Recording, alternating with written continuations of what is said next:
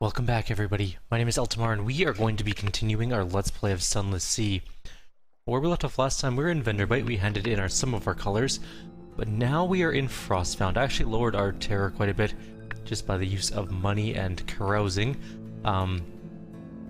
There are several things we can do here, but the first one, well, we'll grab a port report, obviously, is to enter Frostfound. A long flight of stairs rises glistening to a sheer tower. There is no door. Your reflection hangs in the cloudy ice. You cannot enter Frostfound if your terror is greater than 20, and you should not enter Frostfound without a good reason. We're going in anyways. Our terror is now just straight up 20. Face the wall. You probably shouldn't do that, one of the squatters advises. Ignore her. Face the wall. Examine your cloudy reflection, close your eyes, step forward, shiver. Frostfound radiates both cold and a subtler chill of the heart. Did you move at all, or is it your reflection that moved? You are now inside Frostfound. Let's enter the Sapphire Chamber. This corridor shimmers with a blue as rich as the sky of the surface. A howling wind, it fills your ears, but the air is still. We can try and recall other places where there is no sky, but first, every facet of the ice crystal wall is the hard and depthless blue of a desert sky. You take one further step in, and that blue plucks at your senses. Vertigo spins you, and a voice intones, "This was the sky." We can step into the sky and lose a point of veils. You'll be terribly exposed, but perhaps you'll learn something, or we can get a 45% chance of succeeding to recall other places where there's no sky. We'll just lose 1 point of veils, that's fine. The horror of emptiness, yes. This blue is a brittle, savage barrier. Press against it and it will shatter, spilling you into the high wilderness. The stars are hungry, and there's a horror upon you. Your head spins. Increase your terror further to penetrate further into Frostfound. The right items mean you may not have to sacrifice skill points. Fair enough, let's go to the Amethyst Gallery. Over here, a corridor is the deep violet of the more colorful Untersee corals. Dappled shadows drift like fish, predatory shapes. You are the center of a hunter's attention. Things like, and unlike sharks, long, sleek, half visible behind the walls, you have a sudden sense that they are vaster than sharks, vaster than Frostfound itself. Perspective confounds you. This place stretches away in every direction through a dusty purple haze, as if you float in a cloud. The air is chill and crackling. Vast and shadowy shapes hang lifeless in the distant cloud, fluids staining their hides. Whale things and beast things, bigger than dirigibles, bigger than cities. You are a speck in the cloud. Are you still inside Frostfound? Once again, there is a voice, lifeless as a leaden type. There were casualties. We can approach the Colossi. Fear is the way to the heart of Frostfound. You will not escape unscathed. We'll lose iron. Unfortunately, our iron is not even remotely close to high enough to risk the challenge, so we will sacrifice that.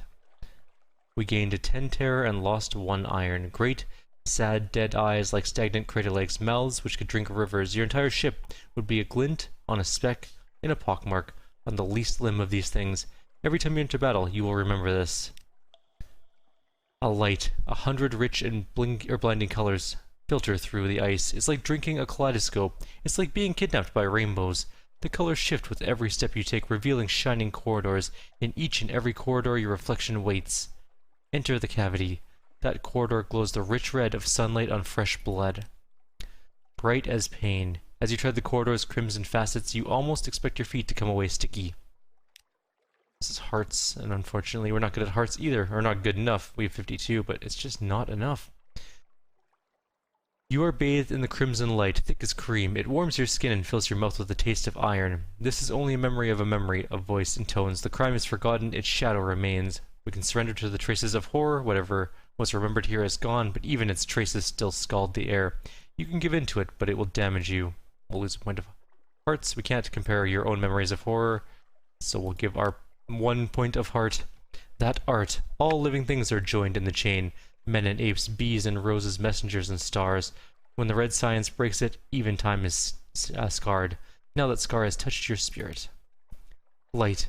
Oh, we already did that one. Enter the Emerald Vista. The green of forests, of poison, of leaves haloed by arc light. Leaf shadows in motion, chilly air, the scent of pine. We still have high risk. We should have done this at a much higher level, but that's okay. Peer into the A rich, deep, fresh green of infinite depths and tints. If secrets had a color, it would be this. It baffles and delights the eye. A chilly wind brushes you. Something sought, the voice intones. Something lost. Peer into the depths. Surrender your understanding to the wind. Sacrifice a point of mirrors. We can't do the challenge. 26% is just not worth it. We have now 70 terror, though, so we're going to have to go drop that down again. Changes. There are changes which will wash away all that you were and all that you are. Nothing is familiar. Everything is new as morning. Your sight is dazzled. Your perceptions confounded. And now we cross the diamond bridge. Here the light is the brightest, lightning bright, migraine bright, bright as humiliation. Even when you close your eyes, the light does not diminish. We can lose a point of pages. We have to, basically. A narrow space of blinding light, all colors and none, between the towers of Bright and the towers of Teneb. Once on the bridge, you will be exposed, like an insect in the desert, like a fresh carcass on the operating table, like a jewel in the sun. Let's cross the bridge. Light will erode what you are, and we'll lose 1 page point. We have 95 terror now. We're gonna possibly die. An acid dazzle. You stumble through the mounting haze of dread. The light tears at you, like our thoughts wither like charred paper. Across into the merely brilliant light of inner frost found. We can't continue. We will actually go insane at this point. You aren't really in this. Oh man, I'm gonna go for it. We'll just try. A softer, pearlier mirror fog glow coils from this corridor. If this is Frostfound's pearl, what dark inclusion provoked it? Retrieve the mechanic's secret. This, the mechanic says very quietly, is as far as we go. Let's get what we came for and get out. I don't want to see what's in the fog. Not again. Has he been here all along? Nothing is certain in Frostfound. We lost terror. Oh, good. The mechanic fumbles in the drifting mist on the floor. His shadow does the same. From within the fog, as it scrapes away in imitation, there's a dull grating sound, as if claws on a rock. He comes up with a stone piglet, small enough to lie comfortably on the palm of his hand. Its eyes are bright like pearls. I'm sorry, the mechanic confesses. My imagination is rather literal. He stows the pig away out of sight. Now please, can we go? I can feel my teeth chattering out there. We got to the secret. We're leaving. Let's have tea on the docks. We lost 10 terror, we gained 1 fuel, we got some supplies. We're not going back into Frostfound because, damn, we just got our ass kicked by terror. There is no shops here, but we got what we came for, so that's always a plus. We're gonna go do more color things after I go try and lower our terror a little bit again, because holy crap, we just took a pounding in terms of terror. And I'll see you guys shortly. I know we're not exactly in a port at the moment, but I wanted to show you something I found underneath the water. Look at this place. It is scary as hell. It's a place called Nook, apparently. And I guess it's an underwater docking area? Can I dock here? I can. It's called Nook. The edge of Nook, a gap in this colossal Z-monster's throat, has been forced open with thick, heart metal beams. Enter Nook. Water presses against the airlock door. The breathing and slithering of the beast gives it the rhythm of a drumbeat. Trespasser in freedom. You don your heavy diving suit and give the order to cycle the airlock. Water rushes in, and you begin the slow swim down into the port. It soon becomes obvious that you are overdressed for the occasion. The people of Nook swim and breathe in the cloudy maw water with no apparent discomfort. Most are naked, with just a few clad in rotten rags that stream from their skin, with no concern for modesty. None will communicate with you, if they even can. Those who acknowledge your presence just laugh silently at your bulky suit and unnecessary air hose. You need a different approach. Let's descend naked into Nook. At least you're unlikely to run into anyone you know. You undress, every button, every stitch. The door opens, ice-cold water rushes upwards. Instinct holds your mouth shut. 10 seconds, 20 seconds, your lungs burn, holding in that last gulp of air. Your legs thrash, you can't hold it in. It escapes, you're choking on water. It forces its way into your lungs, the taste of burning salt suffocating every attempt to gasp, scream, or... Then through the exhaustion and panic, you realize you're breathing. It's hard work. Your lungs fight against the weight, but it's enough. You can tolerate it, at least for now. The liberal application of wine will make this process easier in the future. Bring a cask. The beast quivers with distaste at your trespass. The waves are flecked with light. A taste of freedom quality is now 3. An occurrence. Your Nook tolerance for Nook water is now 3 as well. So we can swim upwards to the Great Maw. We can attempt to mingle with the Nook folk. We can compile a port report. No one here has anything to hide. Actually, no one here is hiding anything at all. We lost a tolerance, we gained a taste of freedom, and we got a port report. So that's good. Let's swim towards the Great Maw. A twitching cathedral of ivory, flesh, and decay, the maw curves far enough to be swallowed by the darkness of the sea. Entire ships have been mulched between hooked teeth that dwarf London's mightiest monuments. Let's gaze up through them. Actually, let's investigate an etched tooth house.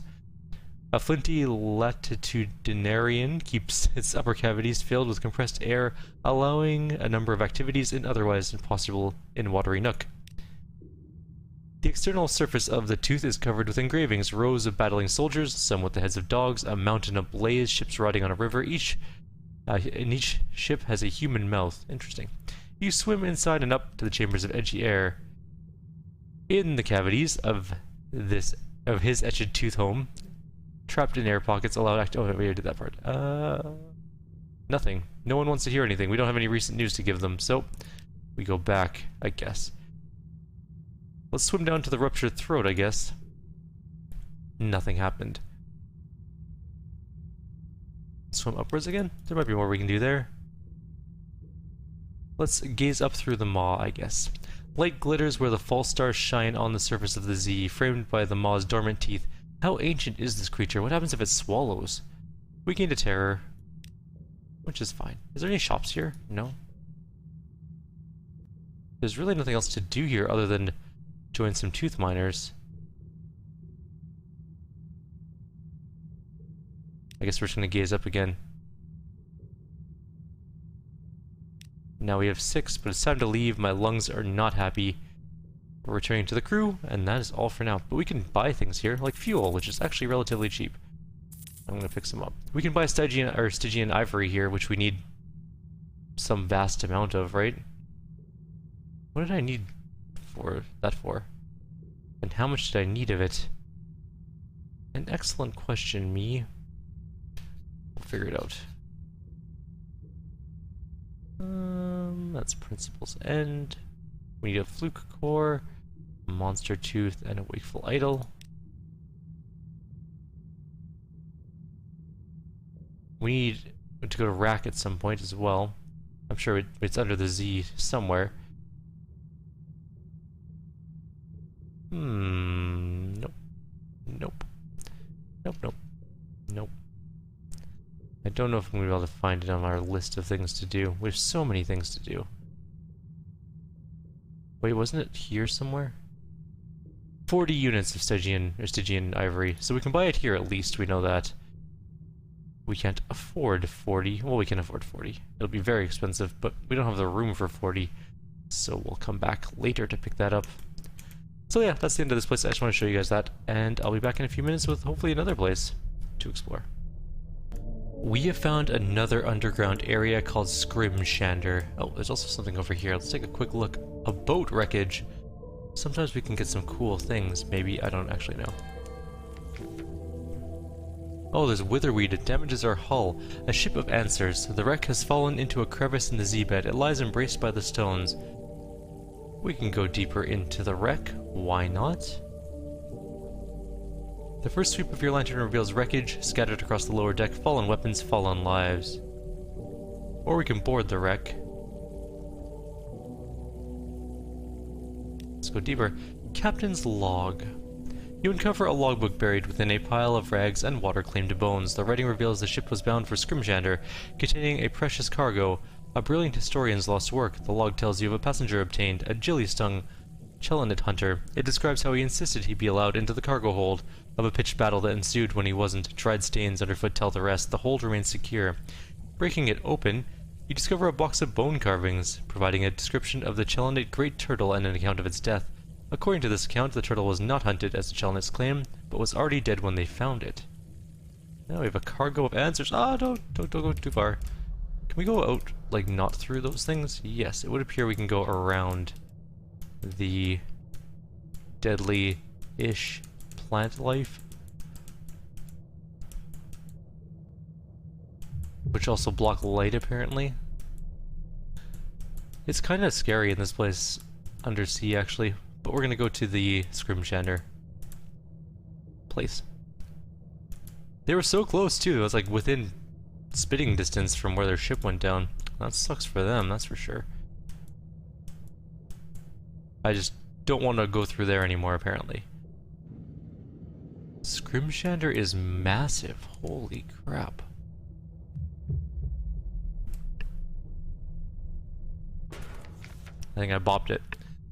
I did. Entering Scrimshander, before you looms the Bone Tower of Scrimshander, the City of Remembrance. Ivory structures jut from the pile, supported by buttressing tusks. As your light plays across them, you can make out inscriptions, names, pictures, and dozens of lost languages. The largest ones all carry a warning. All are welcome to enter, but none may depart without leaving something of themselves behind. We can accept the price and dock, or keep sailing. We'll accept the price. A drownie floats before the docking gate of a bone cathedral. She wears a cowl and carries a ceremonial key carved from a femur. At your approach, she sings a solemn greeting. Soldier, scholar, servant of art, history welcomes without toll, but be warned ere you depart. None who enter escape whole. Beware, you'll have to pay a price to depart from Scrimshander. Okay, fine, whatever. A cowed crew. The guardian unlocks the ivory gate. Steel glints in her fingers as she carves an image of your ship into her massive bone key. Your brave crew decides to remain on the ship as you disembark for the tower's dry center. We're going to deliver the cargo of answers. Scrimshander was its original destination. The shipment has been substantially damaged, but thanks to you, it is finally here. An unwanted shipment. A wan archivist scurries forward to look at the cargo as you haul it into the nave. Her eyes shine, but her complexion pales. This is going to cause such an awful fuss. She bends to admire the carvings. The drownies will gloat and the Chelonids will fight to bury it. Best leave it with me before she is cut off by a sudden clamor. Drowny voices rising from the depths of the caverns, intermingling with the leaden footsteps of the Chelonid boots. A moist group of drownies bears down on you. Their leader, a drowny paleographer, looks at the cargo with a relish. Excellent, this is worthy of display. How did they hear of this so quickly? Do they have spies at the dock? Her smug smile disappears with the loud arrival of a gang of Chelonids armed with heavy books. They push towards you, their expressions angry. We would bury this insult, one cries. I'm gonna give it to the Chelonids, actually, I think. The drownies wail, but the Chelonids are arrogant, boastful. Don't let them bury the truth. But the Chelonids have already snatched up the cargo. Downcast, the drownies depart through the arched tunnel. The Chelonid chronologist thanks you. The drownies tell us our histories are only stories. Well, they are our stories. He presents you with a collection of dusty relics and heads after his fellows. We got 5 outlandish artifacts, and we don't have any more cargoes of answers. There are several things we can do here. First and foremost, gather a port report. The inhabitants of Scrimshander spend much of their time preying on the mysteries of the past. They spend almost as much time arguing about their interpretations.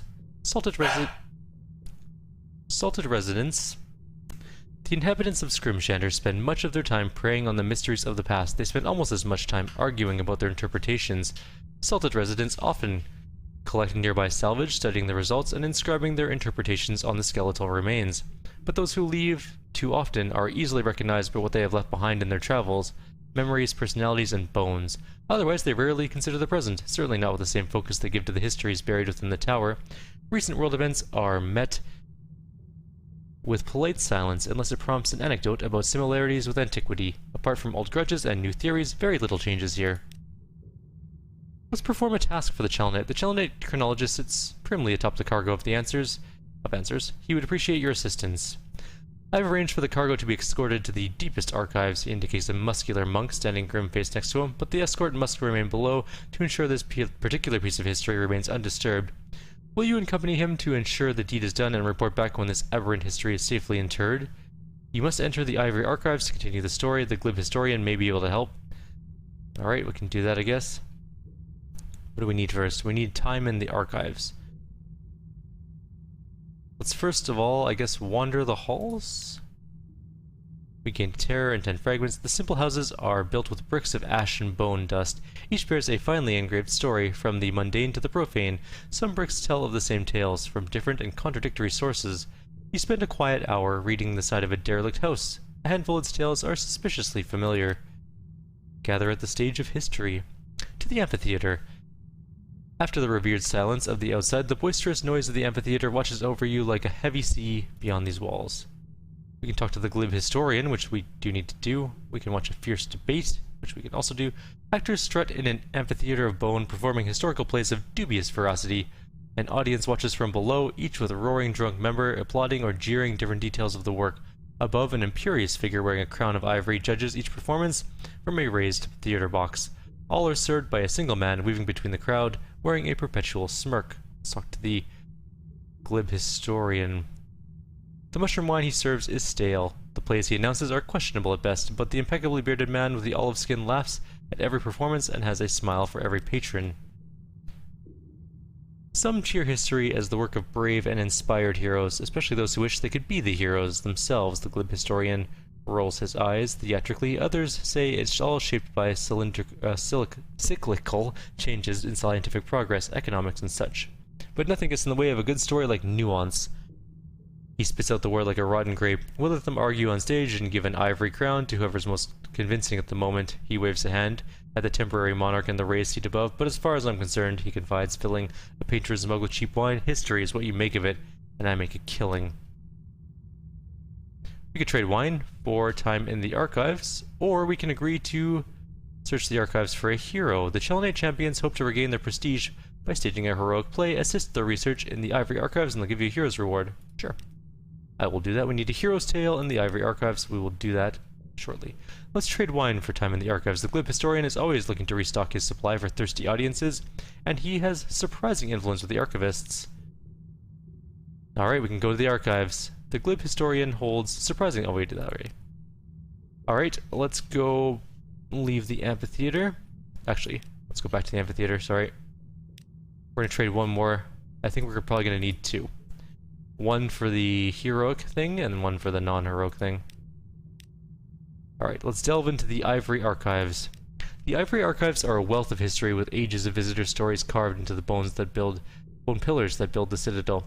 It's something between a library and an ossuary, but less inviting. You won't want enough time in the archives to explore and return afterwards. At least 5 points is recommended, but more will allow you deeper explorations. Do not overstay your welcome, it will not be present. Oh. Well, we used one already. The monks grudgingly allow you to enter, but warn you that staying any longer than your allotted time will incur significant penalties. They refrain from going into details, but you notice their bone quills are significantly larger and sharper than their fellows. Well, we can go down one more, I guess. What came before you now?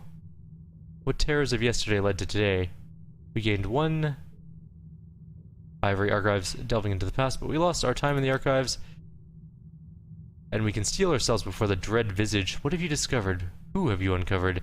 History's horrors are too numerous to count, especially when the results are so difficult to face directly. Well, we have to do it. We gained a tale of terror. You've seen worse. You've had worse done to you. In fact, you've probably done worse to others, but only those that deserved it. We don't want to stay extra. Unfortunate, we have to leave the archives at the moment. Okay, we need to get... What do we need to bring to allow more time in there? We can watch a fierce debate for 50 echoes, though. Why not? 2 monks propose a new historical interpretation based on research in the archives. Weapons are strictly prohibited. We lost 5 terror, we gained Scrim-Shattered Tides of Time, and History of Heroes. Cool. The arguments ranged from impassionate to inscrutable, and the jeers of the crowd don't help. The winner is selected by the monks throwing knuckle bones at their choice. The winner receives the ivory crown and ascends to the ruler's seat. Your enjoyment of the ceremony is diminished somewhat when you find an errant knucklebone in your mug. Ew. I guess we can watch a heroic play. Why not? The Chelonate champions promise the tale of a lone hero who changed the course of history based on historical evidence. We lost 10 more terror. Truly, this is what heroes are made of. We're losing tons of money, though. Courage, charm, and an ample capacity for violence. The moral is clearly defined. The prop horses are surprisingly well painted. How considerate of history to provide such an exemplar of heroism. The crowd roars its approval and keeps the glib historian busy with demands for more wine. His efforts to serve the unruly lot deserve a play of their own. Time to leave. Time to leave this place in general. We'll come back with more wine and finish this place up. Departing. Were there quite this many guards when you came in? Was there always a pile of fresh bones by the entrance? A bandaged scholar stands near the exit, angrily brushing ash off himself. At your approach, he briskly demands passage to Hideaway. Of course he'll pay. Sure, I'll take him along. He's in his bunk. We can leave behind a hunting trophy. We can leave behind an iron, a hearts, or literally a finger. We could leave behind 5Z stories if we had 5Z stories. I don't want to lose any more stat points. We already did that. You know what? We'll lose a finger. It's a simple enough process. The guard lights a bittersweet incense, and after a few deep breaths, you're ready. All you have to do is place your hand on a low table. The guard takes it from there. He even offers you a glove afterwards. Its finger is stuffed with poultice to ease the pain. A moment later, you can pretend it never happened. Yes, let's do that. We lopped off a finger for this place, and actually we're out of time on our video for sure at this point. We are going to continue on towards other places of note. Where were we even headed to start? Oh, the con. Right, we're going to the Khanate to try and find a color. That's where we were originally off to. We got sidetracked by many different things. That's going to be it for now, though. Like always, if you have any suggestions or comments, please leave them below. Otherwise, I'll see you all tomorrow. We'll be doing more Sunless Sea, and I'm going to do some more Sunless Sky tomorrow as well. I know I've been a little bit lackluster on my early access videos. Whenever I finish a big game like Pillars of Eternity or, you know, games like that, I always have a bit of a lull where I don't do as many videos. But we're getting back into it. We're going to do a bunch tomorrow, so stay tuned for that. Have yourselves a wonderful night and a great Saturday. Take care. See you all later.